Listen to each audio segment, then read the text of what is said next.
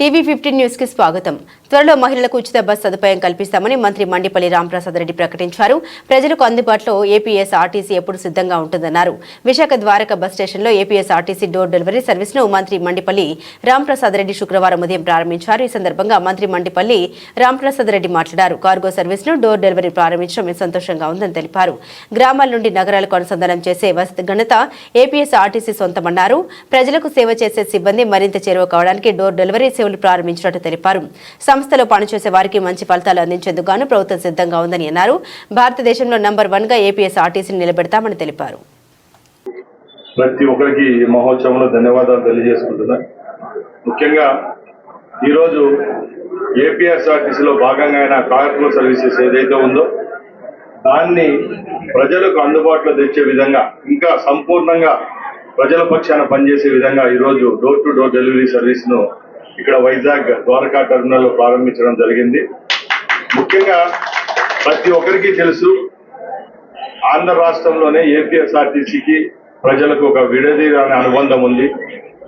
కుగ్రామాల నుంచి పట్టణాల వరకు పేద ప్రజల కోసం, అలాగే ఎవరైతే విద్యార్థులు అలాగే మన వృద్ధులకైతేనే ప్రతి ఒక్కరికి సేవలు అందించే మొట్టమొదటి సిస్టంలో ఏపీఎస్ఆర్టీసీ ముందంజలో ఉంటుంది.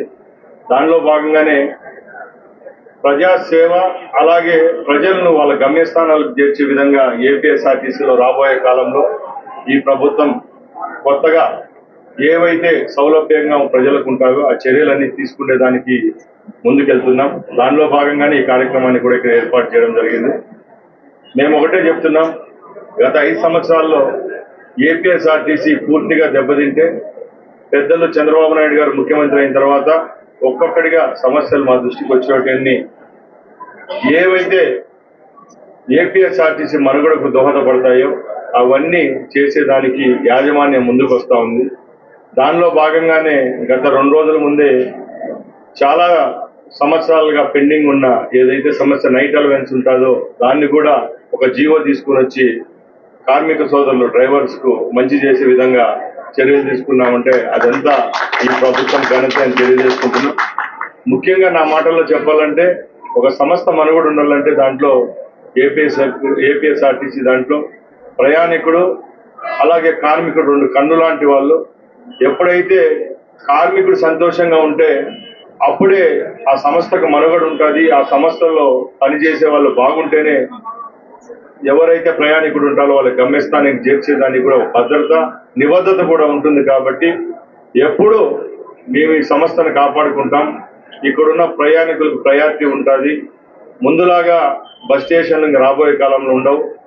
పెద్దల ముఖ్యమంత్రి గారు ప్రతి ఒక్క మీటింగ్ లో చెప్తా వస్తున్నారు, భారతదేశంలో అగ్రగామిగా మన రవాణా సంస్థను తీర్చిదిద్దే విధంగా చర్యలు తీసుకుంటున్నాం. ముఖ్యంగా బస్సుల కొరత చాలా ఉందని చాలా మంది మా దృష్టికి తీసుకొని రావడం జరిగింది. దానిపై స్పందించిన గౌరవ ముఖ్యమంత్రి వర్యులు 2-3 మీటింగ్లలో కూడా చెప్పడం జరిగింది.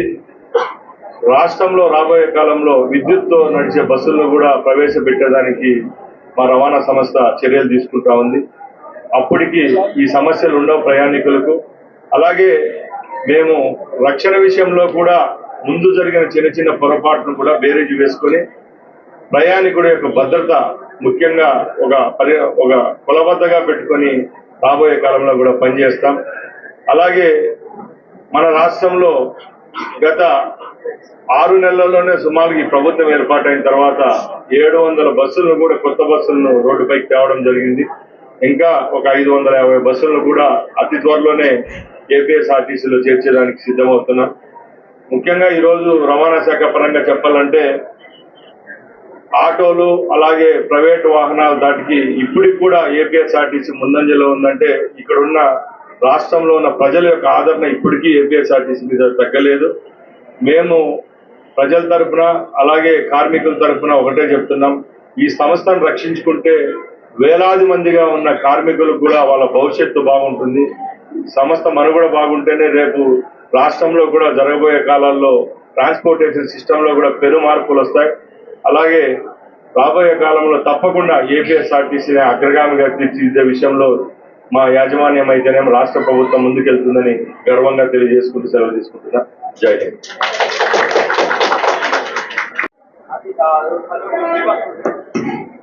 ముఖ్యంగా సోదరులు అడిగే విధంగా గత ప్రభుత్వాల్లో ఎక్కడైనా ఆర్టీసీకి సంబంధించిన ఆస్తులు అన్యాక్రాంతం అయ్యో లేకపోతే ఆ రోజు ఉన్న నాయకుల యొక్క పలుకుబడితో అగ్రిమెంట్లు చేసుకున్నా కూడా మా ప్రభుత్వం ఏర్పాటైన తర్వాత దాని మీద పునర్సమీక్ష జరుగుతూ ఉంది. ఏదైనా ఆస్తి తప్పుదారిన ఎవరన్నా కాజేసింటే లేకపోతే ఇల్లీగల్ అగ్రిమెంట్స్ ఉంటే మాత్రం తప్పకుండా చర్యలు తీసుకుంటాం. ఇది కేవలం ఈ ఆస్తులంతా ప్రభుత్వాన్ని ప్రజలే కాబట్టి అది సంరక్షించుకునే విధంగా అయితే చర్యలు అయితే తీసుకుంటాం.